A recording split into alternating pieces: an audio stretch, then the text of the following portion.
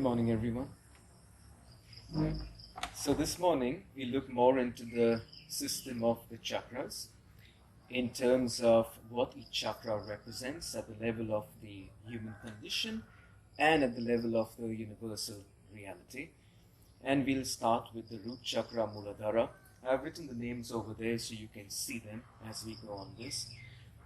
Just as a reminder, you remember from yesterday, I told you that the chakras are energy vortexes from which you relate with the universe. You have one chakra for each plane of the universe corresponding to each of the bodies, as it's called in yoga, of the human being, and that each chakra represents in the microcosm 1/7 of the universe. Every single energy, force, every aspect of manifestation, mind and consciousness in a certain plane can be perceived, understood, known and controlled from a chakra. And to the extent a chakra is open, balanced, harmonized, purified, according to that is the kind of reception you'll receive from the universe. If, for instance, let's say the heart chakra is not very well functional, in the sense it's not open very much, like most people on our planet do not enjoy a very open heart chakra, quite the opposite in fact. Even though they may think they have a very big heart, it's not true. And when the heart chakra is not open, then those realities in terms of energy, in terms of power, in terms of mind and consciousness, which are at the level of the plane number 4 of the universe corresponding to the heart chakra, they are not known. One is not tuned in over there. And so the chakras are your instruments in your energy anatomy, which have physical correspondences in terms of the glands, but the chakras are more energetic and then even more subtle. And as I was saying, some things can be known, some things cannot be known, depending on the arousal and the state of your chakras. And in the yoga practice, what we are aiming to do via the asanas, pranayamas, and every other method in yoga, even through a simple concentration on one of the chakras, just putting the awareness and the attention there, we are aiming towards arousing, balancing, harmonizing, and purifying the chakras. And now let's look at some more details for each one, starting with the root chakra, Muladhara. The location, as you know now, is located at the base pelvic floor area, just around where the perineum is. And Muladhara means roots or root, and Dhara or Adhara means center, plexus, home. So Muladhara means the root plexus, the root center. And Muladhara chakra has similar functions in you as the roots of a tree have in a tree. The roots in the tree give the tree stability, firmness, a certain security in the ground. The stronger the roots, the deeper the roots, the more steady and firm the tree is. Muladhara chakra in the human being gives you roots. It's your root chakra. It gives emotionally and psychologically the state of security and stability. When your Muladhara chakra is well developed, harmonized and balanced, then you are feeling, in your life, you feel secure and stable. Stable in terms of your relationship with the physical plane. Stable at the level of your emotions. Stability at the level of the mind. A person who is very grounded, who can be down to earth, very practical, pragmatic kind of a person, is a person who has, amongst other things, a strong and a well-developed Muladhara chakra. Also, the roots of the tree give the tree nourishment. It supplies the tree with nutrients, right? Their vitality is given by the roots. No roots, no flowers and no fruits. Yes? It's like the roots are the battery of the tree.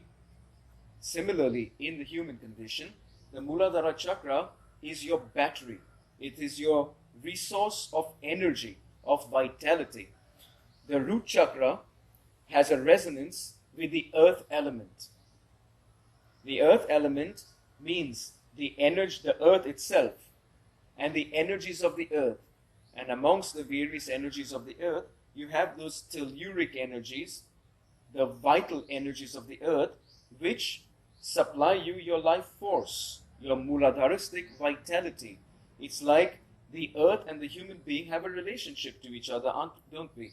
We as human condition, like in the flesh condition, we are earthlings. Even our body is formed of the earth. We eat the foods of the earth. We breathe the air of the earth. We drink the water of the earth. And the earth nourishes us. And the energies of the earth, those telluric energies, correspond to your Muladhara chakra. And it is through the energy channels in the legs, the feet and the legs, that those energies are taken up, even unconsciously. Of course, when you do it with yoga, you amplify that relationship. When you make the asana pranayama with the concentrating in that way. But even generally, you take a walk barefooted on the earth, especially in the early hours of the morning when it's more fresh, the energy is more fresh, more vital, then that energy is drawn into your Muladhara chakra and you feel more energized. So Muladhara chakra it's your battery and it's your chakra for your vitality. If Muladhara chakra is well developed, you feel a lot of energy and you're ready to go again and again. You can make hours of Hatha yoga and be like, yeah. If Muladhara chakra is weak, then I'm making half an hour of some Hatha yoga in terms of sublimation. And then it's like, I need to lie down. Some people can jog, run, swim, climb mountain and come back and they're like, let's go again. And others, it's already 9 o'clock in the morning and I'm so tired. It's the Muladhara chakra. And so we need to keep it tickled up. We need to charge this battery. And you do it, of course, with the methods in yoga, like you've already done some yesterday and you will do again. You'll repeat them today. Muladhara chakra, or let's say a person with a good, balanced, harmonious, energized, active Muladhara chakra, also has a certain kind of a sense of the physical plane. Like these people are efficient on the physical plane. They know how to make money. They know when to buy, when to sell. Like they have a feeling for how to make things happen here on this plane. People with a weak Muladhara chakra, they become like what you'd call airheads. All over the place. Not grounded. Also could be quite unstable. And I don't mean unstable like mentally challenged. Just unstable, like shakeable in the mind. The mind is here, there, everywhere, like this. And they don't seem to be able to engage so well on the things of the physical plane. The physical plane, the physical manifestation, corresponds to Muladhara chakra. So in order to get this sense and ability to work yourself well on the physical plane, it's good to have a Muladhara chakra that's vital, strong, energized. And also, for your life, just to have energy, you want to make serious Hatha yoga, you need to have energy. Because Hatha yoga is not a lazy person's yoga. You have to put yourself, use your body, use your mind, focus, use your energies, and you have to have enough energy in Muladhara chakra. I was saying about the earth element. So the earth element is not just the energies of the earth and the earth itself, but earth element includes everything in the universe that is solid, dense, and hard. The more solid, dense, and hard something in this world is, it corresponds more to Muladhara chakra. Just keep it in mind, the earth element and Muladhara chakra. By the way, as a matter of speaking about this thing with the vitality, you realize what happens when a human being is far away from the earth, like astronauts in space. The astronauts in space, they start to degenerate. Almost like very soon when they are in space, the bones start getting weak, the muscles atrophy, like the whole body degenerates. And if they are not brought back within a certain span of time, they start to die. And the scientists who deal with these astronaut issues, the NASA and whatever else, they tried a lot of things. They made them do exercises on the ship. They gave them the most perfect diet, food, whatnot, nutrients. They still die. They still go towards death. Why? Because they are earth creatures and they are separate from the earth, far away from the earth. The earth's telluric energies by themselves are not reaching space over there. And then their mula is like a plant taken out from the ground. The roots are no longer in the ground. Muladhara has been temporarily disengaged from its most close element, which is the earth and the earth's energies. And the biological changes are apparent immediately. So that is an example to show you how important your Muladhara chakra is for your biological life and survival. The consciousness of Muladhara chakra is mostly, you can call it just more about it here. Let's put it in. I was going to say animalistic, but you might get the wrong idea. It's about survival. Survival, security, and procreation of the species is what Muladhara chakra is more or less about. Of course, I'm just speaking about the tip of the mountain, as you say, the tip of the iceberg just now on Muladhara chakra. Because on Muladhara chakra, you also have the consciousness of Brahma, the creator of the universe. So, between what I told you and Brahma, there are many things, but for now, it's enough. Then we go to the next chakra called Swadhisthana. And Swadhisthana chakra, as you know, is located here at the level of the pubic bone, a bit on the outside. And the name means, there are multiple meanings to the name. Swa Adhisthana. Adhisthana is headquarters, the place of. And Swa implies over here, it implies the daily life sense of I. You ask, if I ask you and you ask somebody else, who are you? Then people say, I am Jack, I am Sally. So they define themselves by their name. I'm a Christian, I'm a Jew, I'm a Muslim, I'm an atheist, I'm a yogi. They define themselves by their religion, spirituality or not. I'm a doctor, I'm a parent, I'm a child, I'm a PhD. They define themselves by their roles they play in their life, their qualifications, by their social status, their reputation, by what other people think about them, by their money value, their financial value, blah, blah, blah. That's how they define themselves, correct? But then I ask them, okay, I take your name, I take your fame, I take your money, I take all this away. Now who are you? They're clueless. This I that is formed depending on outward confirmation, whatever that confirmation might be. It might be my mom says I'm this and my degree says I'm this, right? This sense of I, which is where most people live their life from birth to death and from morning till night, people live with this sense of I. And with this sense of I, they run their life, they make decisions, choices from this I. This is the I related to the emotions. The second chakra, Swadhisthana, is very closely related to the emotions. So when a person says, I'm an emotional person, I feel a lot of emotions, this tells us the consciousness of the person on the second chakra, on Swadhisthana. The second chakra is also about instincts. A clear example of an instinct on the second chakra is the sexual instinct.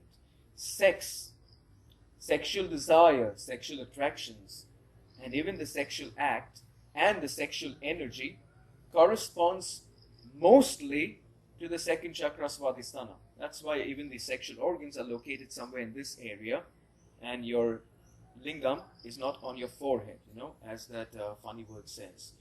It's here, because Ajna chakra is not the sexual related, the chakra related so much to sexuality, but this one over here is. It's kind of in the middle, your sexual organs, between Swadhisthana and Muladhara. The sexual things are between them, but still more on the side of the second chakra, Swadhisthana. By the way, the second meaning of the word Swadhisthana means Swadhist Sthana. Again, Sthana is like a short of Adhisthana, which means headquarters, and Swadhist means pleasure. And therefore Swadhisthana also translates as the place of pleasure. That chakra which is in which you have the consciousness related to pleasure. But pay attention, pleasure doesn't come independently by itself. Pleasure is always coming with pain. Sooner or later, Buddha said it beautifully when he says, all pleasure is sooner or later choked by pain. What gives you pleasure today, be it man, a woman, a child, a car, money, or whatever, gives you pleasure today, tomorrow that same person, object of your pleasure, will displease you and you'll suffer pain. So pleasure and pain come together, and therefore when we say Swadhisthana, the place of pleasure, it's also the place and the consciousness of pain. And now look, this I of the daily life, I am hungry, that's an instinct, right? But what part of you, which I, does your immortal spirit say I'm hungry? Does the I am, no, in terms of I am Shiva, that I am, feel hunger, thirst, sexual desire, any other form of desire? You say, I want to travel to Kopangan and make a vacation. Which part of you says that? No? Who wants a vacation? Your spirit? Or what? That part of you that says, oh, let's buy this, let's sell this, let's eat this, let's make love this, let's that. I feel this, I like this, I don't like that. Attractions, repulsions, all of this is related to the second chakra predominantly. Of course, there's likes and dislikes on the other levels also, but it's a different level of consciousness there. It's a different, the consciousness from where the dislike comes. From Mooladhara, it will be about survival, procreation, security. From Swadhisthana, it will be about pleasure. Like if survival is the trip on the root chakra, what's the trip on the second chakra? Like what is the meaning of life? Why should we live? The second chakra consciousness is about we live for fun and pleasure, and therefore pain and suffering. Look around. I would estimate more than 90% of the population. 10 years ago, I would have said 80%. Now I'm saying 90%. Of the population, they are born at this level of consciousness. They live the whole life at this level of consciousness. And they die at this level of consciousness. What is life for most people? You're a child, you see everybody, you copy what they do. You think like everybody else. The second chakra is a chakra that imitates, it copies, it duplicates. Sometimes in a pathetic way. So what does it do? Basically, what I'm saying is, the consciousness of the second chakra is the sheep consciousness. It's the mob consciousness. Meh. Meh. What are all the other sheep doing? Let's do like every other sheep. What does everybody think? I think like everybody thinks. What does everybody say? I have the same opinions as everybody else. But Buddha got out of this trap. Buddha says, hey, everybody is, it's like rats drowning, on the way to drown. The sheep are on the way to the slaughterhouse. And not one single sheep or rat says, brothers, sisters, where are we going, man? Look, don't you see? Look in front of you. They're getting slaughtered. And we are going right there. And all the other sheep going, meh, meh, and they say, no, no. Because if we are going there together, it must be good. Right? Look around how much rubbish you have going on in the world today. I don't even mean the nonsense emitted by the news, given to you by your news channels and newspapers. Just look in the lives of people, how much drama, how much saga, how much stress, tension, fear, blah, blah, blah, negative emotions. And they go on and on. Everyone seeks for love, begging from somebody else, even though they know no one found it like this. Everyone seeks to be happy, banging their head against the wall of foolishness in the terms of seeking money through happiness through money, happiness through name, fame, power, success in the world, sex, drugs, rock and roll, family life, children, and then we'll be happy, right? Someday, somewhere, sometime, when, then I'll be happy. Did it ever work? Did it work for you? Did it work for your mom and dads? Did it work for your children, your friends? Did it work for anybody? And yet people go on and on, exactly in the same trend. No? You see that there's no horizon over there. And yet we keep doing it. And even though we know it, we'll keep doing it because we are sheep. That's the consciousness of the second chakra. And if you really want to do some big spiritual effort and have spiritual consciousness, and not only, but even in daily life, you want to make a breakthrough, you have to get out of the consciousness of the second chakra.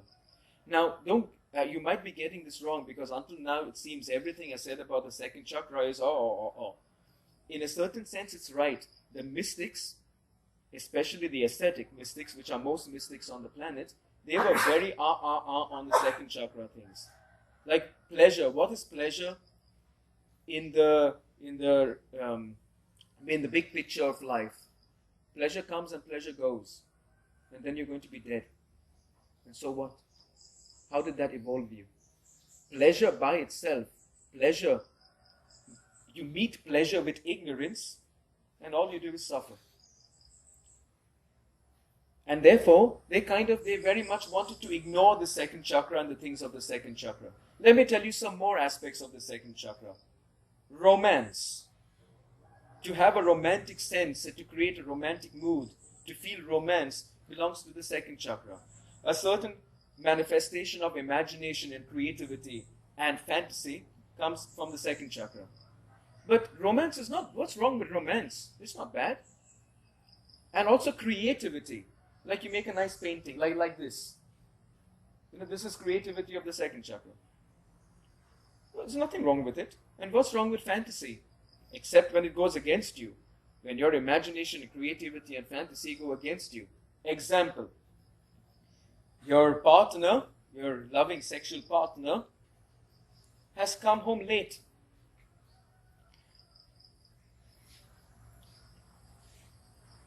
Usually they're not late.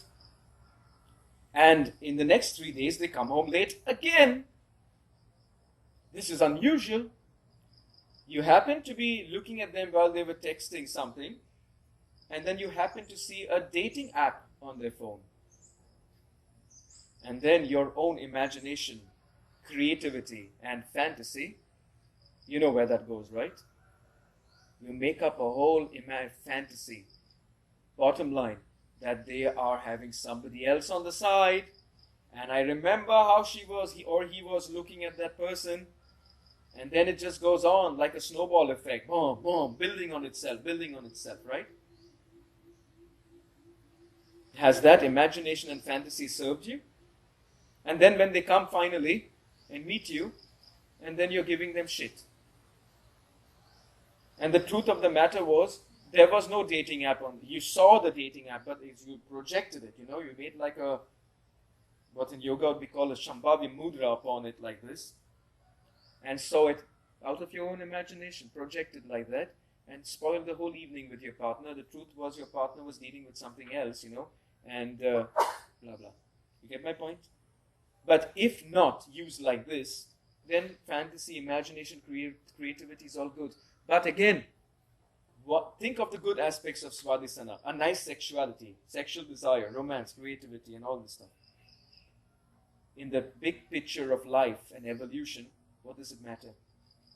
What does it matter if you had sex or not?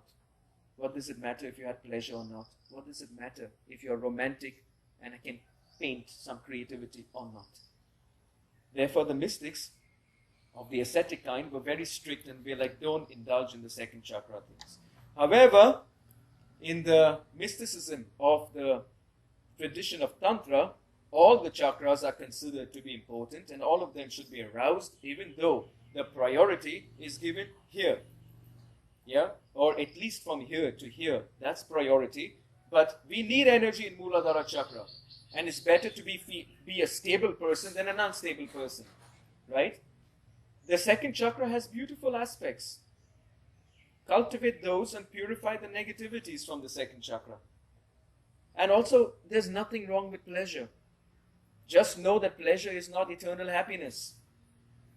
Like when you enter the realm of pleasure, no, this will also sooner or later mean suffering. So do it with detachment. Enjoy it while it's there, and then smile when it's not.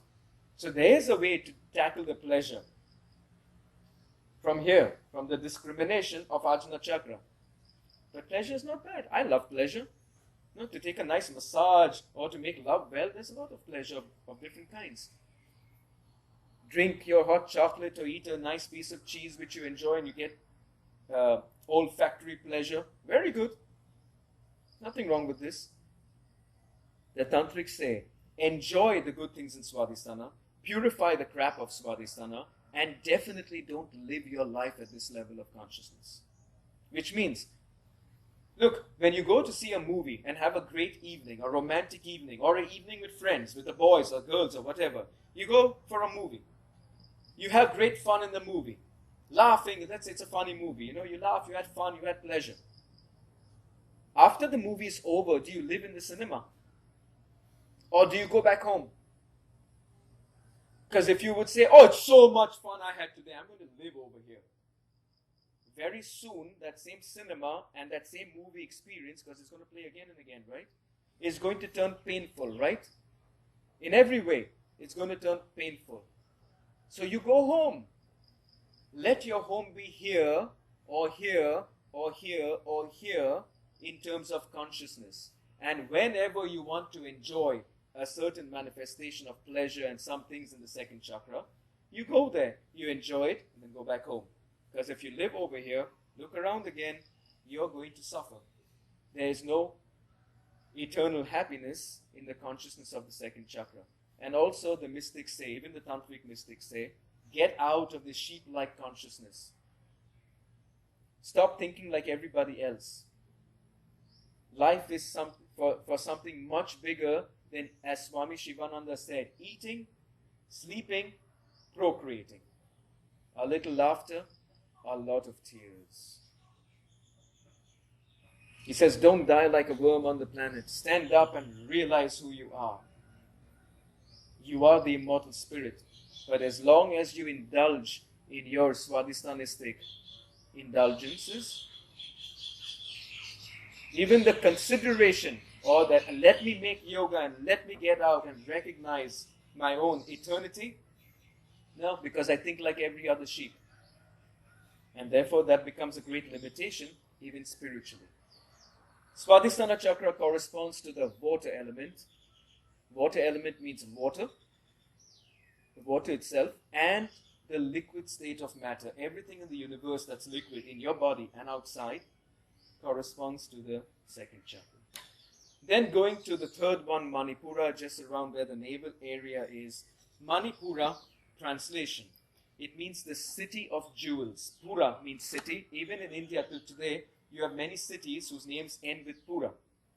So it means city. And Mani is jewel.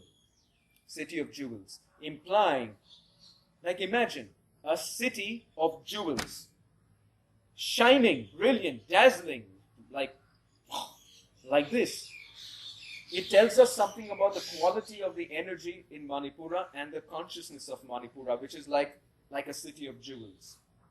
Now, one of the key characteristics of Manipura chakra is the emergence of the ego. But hey, wait, there's an ego in the first chakra. What's the ego of the first chakra like? It's like the dog with its bone. You try to snatch the bone from the dog's teeth, and he's like, he bite you for it, right? The dog has an ego. It's an ego related to survival. That's your Mooladharistic ego, put simply. There's an ego related to the second chakra. This I of the second chakra is the ego of the second chakra. And you know how that is. All your instincts, emotions, I feel this, I want this, I said it before. That's an I. It's an ego of the consciousness frequencies of the second chakra. Then there comes the ego of the third chakra, and the yogis, they don't classify the first two egos as ego. They say this is animalistic and sheep-like. The emergence of the real ego comes from here. Again, this sense of I from Manipura is not the I or the I am from the crown chakra, very far from it. But this one is characteristically very different from the second one. And here I'll tell it to you in terms of a clear illustration. This third chakra corresponds to the fire element. Manipura chakra, fire element, meaning fire, like fire. Also, it corresponds to the sun. The energies, the fire energies of the sun. It also corresponds to the emotional and psychological fire. And the brilliance and the fieriness of the personality. This is where the personality shines like a city of jewels. When one has a strong Manipura, others, you know it and other people can feel it. It's like, wow, this person, They enter a room, even quietly, discreetly, and everyone feels the presence of this person. The Swadhisthana jellyfish enters the room and makes a noise. Hey guys, hello! And still people don't notice that they're around. It's like a certain presence of the personality, a very powerful personality. That's the I am, or the ego of Manipura. Also, another characteristic of Manipura, key one, is power. If the trip on the first chakra is survival, security, and here it's pleasure, here it's power. What is fun for me? Not carnival, not Disneyland. Power. I want to have power. And then I'm going to whoop everybody's ass with it. Okay, that's the impure version of it, yeah? Power can be yielded very beneficially or non-beneficially. But still, to have power, a personal power, power of personality, comes from here. This is the chakra related to your self-confidence. You want to develop more self-confidence, courage, boldness, willpower. This is your home. From this chakra, you'll enter the resonances for those energies in the universe and develop yourself in those directions. But let's get back to that personality thing. Water. I'm contrasting these two here. Water has no shape of its own. Water takes the shape of whatever container you put it. You put it in a cylinder, it becomes cylindrical and it stands up. You put it in a cube container, it takes the shape of a cube. And you pour it on the ground, and water has no verticality. Water can't stand up by itself. Water spreads like this. Right? The I am of the second chakra, that's Sava, Adhisthana, that's Sva, is of the quality of the nature of the water element, which means it is molded. I am born in a family of Christians and I'm Christian. I'm born in a Muslim family and I'm Muslim. And my parents were atheists and I'm atheist. You get it? I'm molded by the environment, whatever the environment would be. But fire, contrasted to water, has a clear shape of its own. And in the house of a Christian or a Jew or a Muslim or an atheist, in the house of a doctor or an uneducated person, fire always takes the same shape. And you know what shape it takes, right? And the energy of fire is burning upwards. Up, up, up. That's the difference. The I of Manipura is not dependent on your opinions, on somebody else's opinions. Whatever my mother thinks, whatever the village believes, and wherever all the other sheep go, I am living my life this way. This is this personality, and I am of the fire element, which you don't see much actually. In the history, there were more men and women like this. Today, it gets worse and worse. Like, you don't find men and women who have this kind of a independent personality. And you like me, you don't like me, I am that. I am this. There have been examples of people with a big Manipura. Many of them in our history, it was a strong Manipura, strong personality, very powerful, but at the same time very impure. The Stalins, the Hitlers, the Mussolinis, the Napoleons, the Genghis Khans, and so on, yeah? These are examples of men with a colossal Manipura, but a lot of impurity. A Manipura that is consecrated to the impurities in the same. I want to be powerful, and I'm going to do, and the rest of you, what are you? You're number one, number two. You're just, you're cannon fodder. You're numbers for me. Go and die, and I will be the king. I will be the shogun of Japan. And what matters is me. All of you are insignificant numbers, and I'm the only significant intelligent human being around. And if all of you millions should die for me, good, so be it. This extreme egoism, monstrousness, tyranny, dictatorship in this way are impurities from the same chakra. So the chakra can be big, but if it's not harmonized, if it's not purified, then you get an Adolf Hitler. Then you get, a Stalin. In yoga, we want to make Manipura chakra strong, but we want to have it harmonized, which means the impure aspects of Manipura, anger, aggression, violence, pride,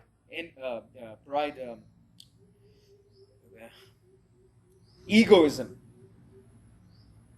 vanity. These are impurities. They have to be vanquished so that your Manipura chakra will flower positively. And that powerful personality has to be consecrated in the service of something higher, which means you cultivate Manipura, but by itself it's another dead end in terms of spirituality. Because by itself, what does it serve? Then it serves itself. It serves its own ego. But there have been people who had a strong Manipura chakra, and their Manipura was in service of the heart, at least. Or the Manipura was in service of God. I have a strong personality, but my personality doesn't serve any stupid ideas over here. It doesn't serve my ego, it serves you. May thy will be done. Use me as your instrument. I am able, with your power, you use me for your divine task. Did Jesus have a great Manipura chakra? Sure he did. Did Jesus go into egoism, pride and foolishness in this way? Nope. Because his Manipura chakra was pure and service of the divine will. So remember the context. Having it by itself,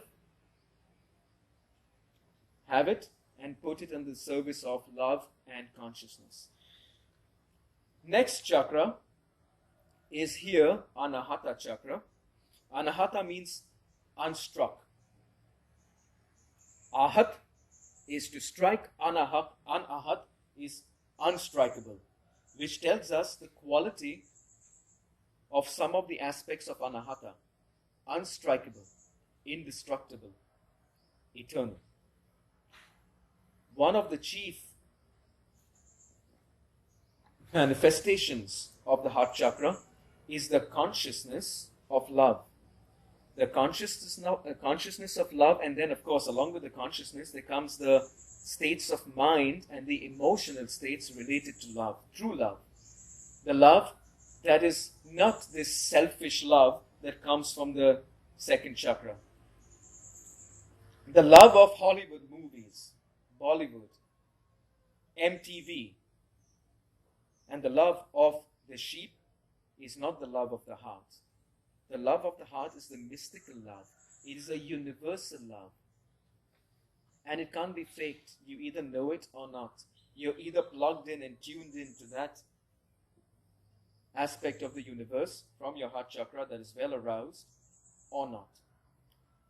Most people have a rather pathetic opening in the heart chakra.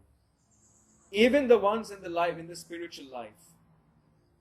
People dream things. This is fantasy. The second chakra takes over because that's where the home is. And people fantasize how open their heart is. They fantasize how open their sahasrara and their consciousness is. How expanded it. It's just a fantasy. People fantasize how much paranormal powers they have and they can see chakras and tell you about your last lives and whatnot. There are clairvoyants who are the real deal. But that's like one pearl in hundreds and hundreds, maybe thousands of people who are living in this Svadhisthana in an imagination. You tell one of these romantic clairvoyants who are dreaming up their clairvoyance, they say, oh, they look at you and they'll say, I see now. I see in your past life you were a great general.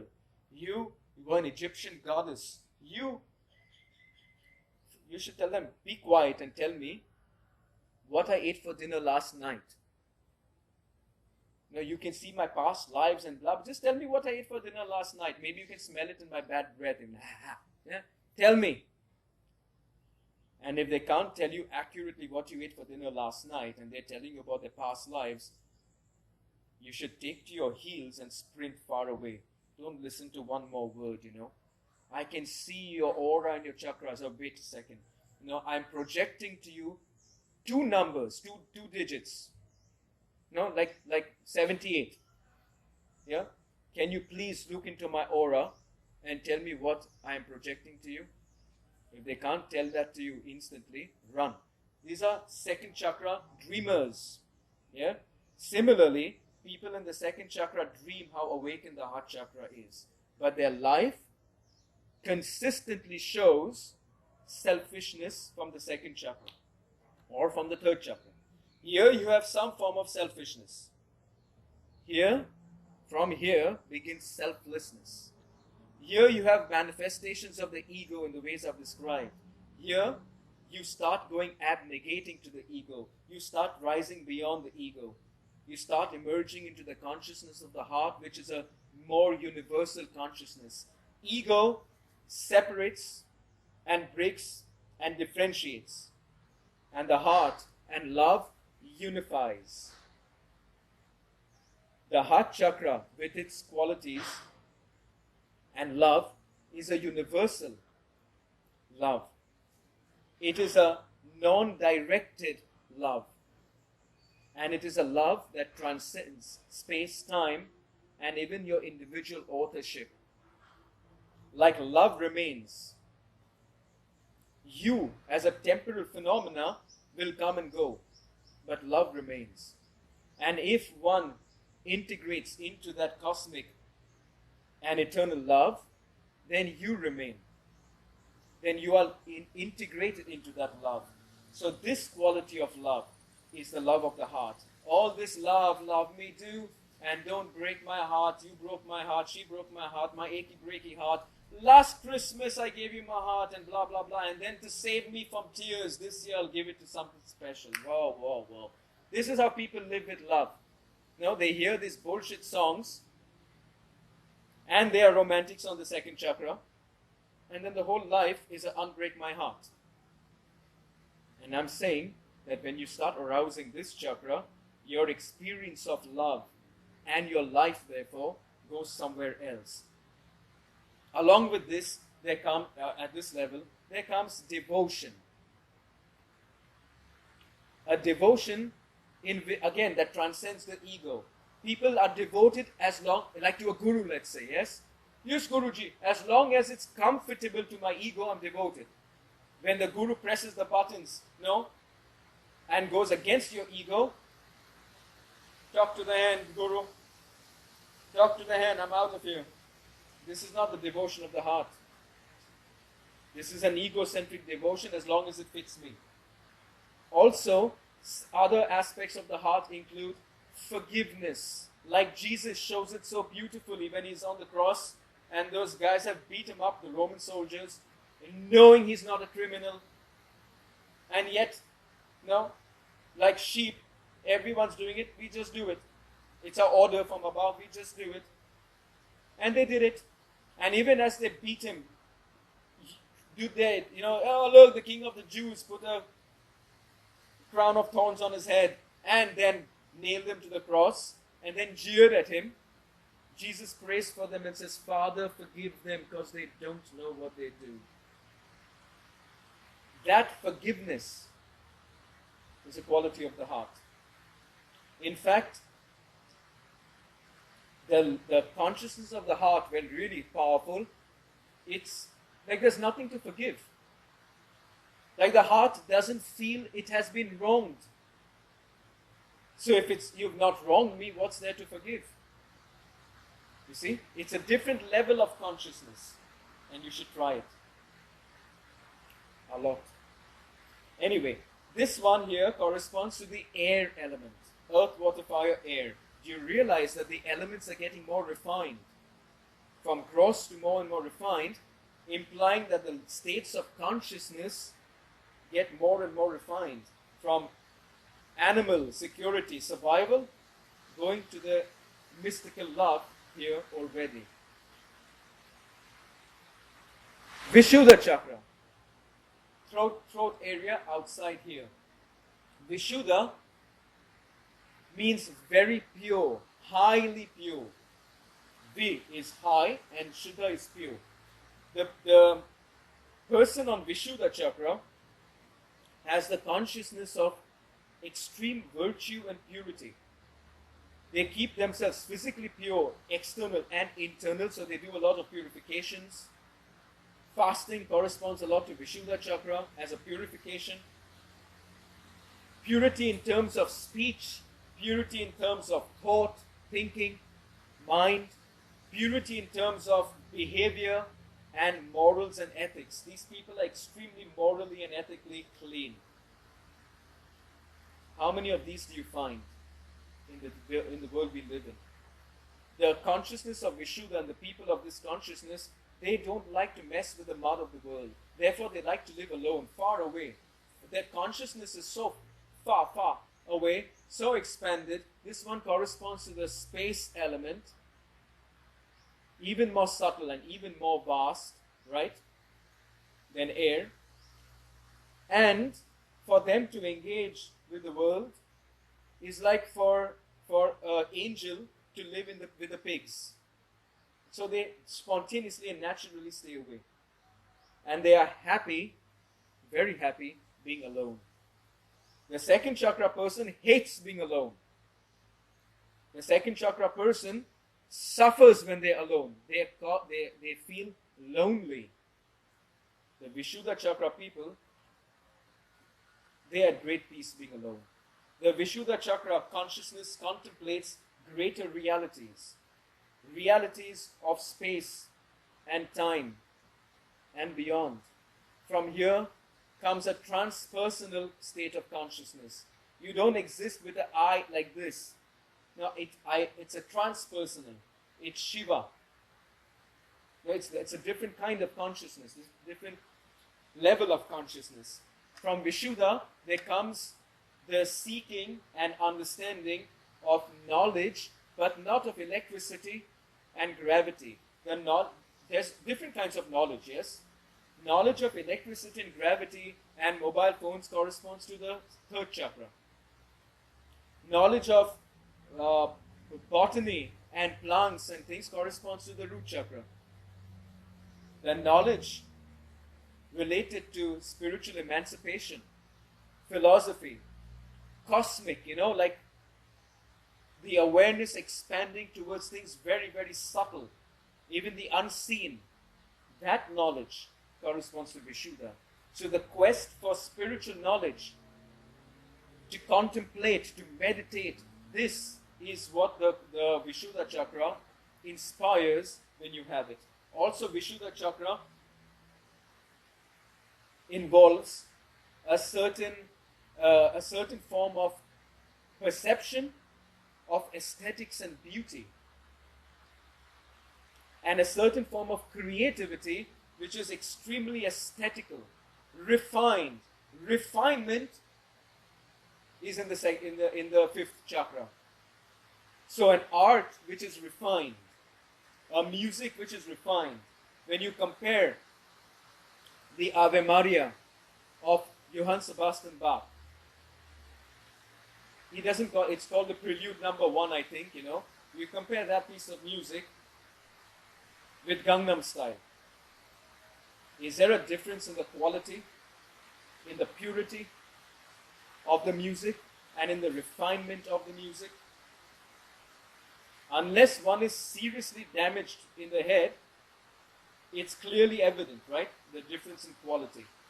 Is there a difference in the refinement of the paintings of Michelangelo in what is the Sistine Chapel, the ceilings and the frescoes around, and a painting made by, some modern day inspirational person? They take a toothbrush, dip it in some paint, and you got a splash of colors, and you call it modern art. Is it the same with the proportions, geometry, the mathematics, and the divine inspiration of Michelangelo, and the aesthetical beauty of those paintings representing biblical scenes, and a splash of colors? I'm full of creativity today. I take my pants off, put my naked bum in a bucket of red paint, dip, and then run and jump and splash my ass on the wall. And then I do it with another color, and I make a whole collage of my butt cheeks all over the wall. And if I have any charisma, I'll sell it for $10 million. But is it refined? Is it aesthetically beautiful? Only ones which have Vishuddha Chakra will know such things. Similarly with poetry, and theater, things can be refined, or things can be second chakra level like. So these are the things related for now to Vishuddha Chakra. And then going further up to Ajna, located here, middle forehead outside. Ajna means command. Therefore, this is called the mental command center, implying that when your Ajna Chakra is really strong, then all the other chakras and all the other elements, earth, water, fire, air, and space, which are born from Ajna, all the elements are born out of Ajna, and therefore when the Ajna is realized in its full potential, then you can control any of the elements and any of the chakras, which means any of the first five planes of the universe, including the sixth. That's why Lao Tzu says, to a mind that is still, the whole universe surrenders. Is the universe surrendered to your will? Tell that rain to stop now. Instantly, stop. The element doesn't obey your mind because the Ajna Chakra is crippled as of now. When Jesus had a storm in front of him, he scolds the storm and he says, and it stops instantly as per the witness of the apostles, the ones that would be his apostles, right? Jesus' Ajna could command the whole universe. He even goes to Lazarus and says, Lazarus, arise, come forth, right? Even death obeys Jesus. Life obeys Jesus.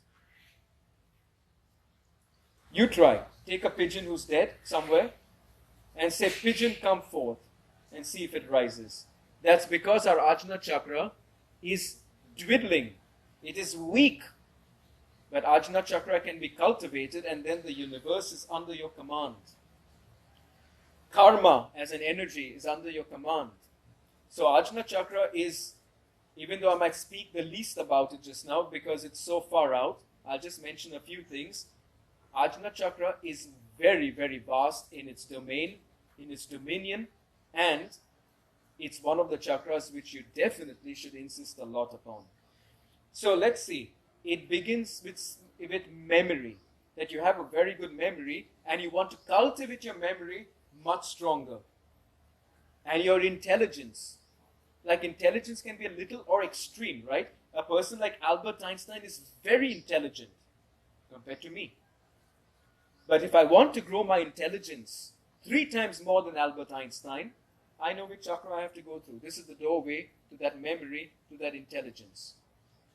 You want to play chess championship level, this is the chakra you need to cultivate. And chess players of the elite levels, they have developed that form, that manifestation in Ajna Chakra. They have a very strong visualization. They have a very keen concentration of the mind, yes. They have a very keen memory of the moves which they run in their own mind, and it is very, very strong compared to the untrained person. So Ajna Chakra can begin with these, and then of course it's a gradual thing because intelligence and memory can go very, very far. And then from there going towards covering the whole spectrum of paranormal abilities. In yoga and in other mystical place, what shall I say? Places where mystics realized things in Ajna Chakra, there were certain abilities that came upon certain mystics which were outstanding from a standpoint of the average human being. Like a yogi is levitating, the yogi is going, into the past, future, coming back with insights from there, and so on.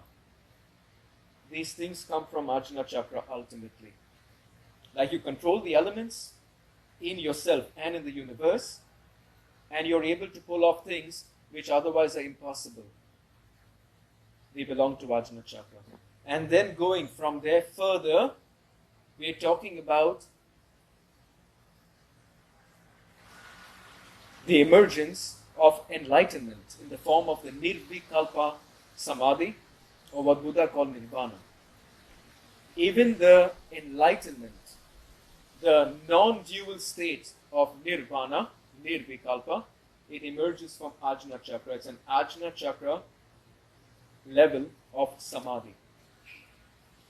Duality, all duality, plus and minus, yang and yin, which usually we speak it in the evenings, but today it's another lecture in the evening, I believe, not polarity.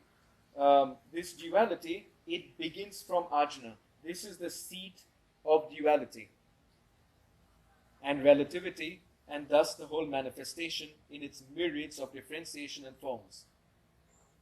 And the dance of the pluses and minuses in the atoms, in the galaxies, in the human beings, and everything in between.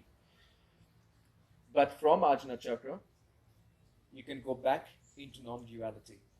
It begins from here, this duality, it also finishes over here. And therefore, this Nirvikalpa is an Ajna Chakra enlightenment. And then going up here in Sahasrara, which is not a chakra, because all duality, plus and minus, begins from here, and you have plus and minus on all the chakras. And on every plane, from here, in the universe even, on all these 6 planes, you have plus and minus. In the realm of the crown, Sahasrara, which means 1,000-petaled flower, lotus, it's the realm of universal non-duality. It's impossible to explain with words the states of consciousness in Sahasrara, because all words are plus and minus, and your mind is moving. There's nothing you can relate about Sahasrara through your intellect, through your contemplations, through your mind, through the language. And so everything that is said, that is written, are all fingers pointing to the moon. The finger inspires you to look at the moon, but the finger is not the moon. You have to detach from the finger and seek the moon directly and experience the moon directly. So, in essence, on Sahasrara, you have the emergence, like as you work on Sahasrara in your yoga, there comes the emergence of wisdom. To be a wise human being. Buddha was wise. Intelligence is from here. Wisdom is from here. There have been many people very intelligent, but very unwise. The intelligence went diabolical. And there have been many people who are very wise, but not that intelligent. There have been plenty of mystics in India and around the world even, but plenty of them who were even mostly uneducated. They were peasants in a village. They could barely read or write. And their intelligence was nothing to write home about. And yet their Sahasrara was very well developed, and they were very wise. Also from Sahasrara there emerges the state of detachment. What is detachment? It's the witnessing consciousness. It is expressed very well through this story. I read it in one of Osho's satsangs. Osho was making up stories from the top of his head, so we don't know if it's true or not. Could be he just made it up. Maybe it's true. But the story illustrates something beautiful.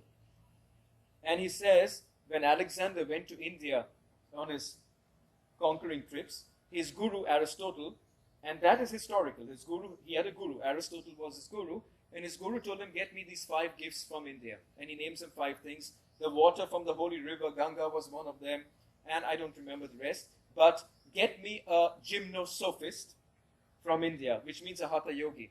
This tells us that even Aristotle was aware that Hatha yoga was not gymnastics of the body, because gymnosophist means the one who does gymnastics with the body to realize Sophia. Sophia is the Holy Spirit. So even they knew that these guys who do yoga is not a physical thing. It's done with the body to eventually realize the immortal spirit, which, look how our modern day is forgotten. Anyway, so Alexander is looking for the presents for his master, and then eventually he finds, after a long search, he sees on the banks of a river, naked, obviously a yogi. He was an elderly man, and Alexander, goes to him with great reverence. Alexander, according to Osho, says, I am an emperor, but compared to him, I feel like a beggar. I have everything. He has nothing, not even an underwear, not a begging bowl. And yet, his presence is more of an emperor than I. So he's humbled by this guy. And then he says to him, Alexander says, I invite you respectfully to Greece. My master would like to meet you, learn from you. And the old man says, Alexander, I have stopped coming and I have stopped going a long time ago. So I'm going nowhere. Anyway, it gets into a conversation, it becomes then heated because Alexander is not used to being disobeyed. And then he says, by hook or by crook, I will take you to serve my guru. And the old man says, Alexander, your guru is my slave. Like you have no power over me whatsoever. Alexander takes it as a big insult, like Aristotle, your slave. But the guru was implying, Aristotle is not your guru is your ego. Your master is your ego. And I have mastered the ego, and therefore your master is my slave. Now, what are you going to do to me? No. Alexander takes out the sword. And the old man smilingly says, and this is the point. This is Sahasrara. He says, Alexander, I have chopped off my own head a long time ago. Now you will chop this head. And you will see a head falling upon the sand. And I too will see a head falling upon the sand. This witnessing detachment is from the crown chakra. And ultimately, beyond all of this, it is absolute, total dissolution in Shiva consciousness. It is where the human being, the human conditions, the consciousness are evolved to such a level of perfection where there is absolutely no separation between you and the universe and what would be called God. That's when statements like this have been made. Adi Shankaracharya says, I am consciousness and pure bliss without form. I am Shiva. I am Shiva. In another rendering, in his mystical states, he says, who am I? I am the God of gods. He ends it by saying, I am Vishnu, I am Brahma, and I alone am their cause. When Jesus says, I and my Father in heaven are one and the same, this is Sahasrara. Questions?